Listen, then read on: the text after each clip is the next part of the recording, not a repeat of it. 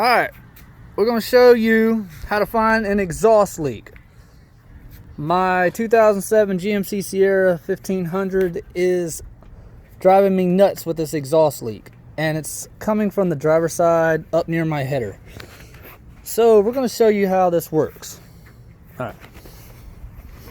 We're going to take a blower, yard blower, whatever you want to use. Make sure you tape it around here where no air can get past. And you come over here to the other pipe. Make sure there's no air can get past. That way you got more force. Now, we're going to have, go ahead, turn it on. Turn it on. And it's simple. Find out where you hear where it's coming from, which sounds like right there. And just spray it with soap.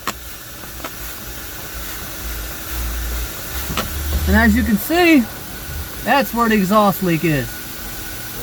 Hope that helps everybody.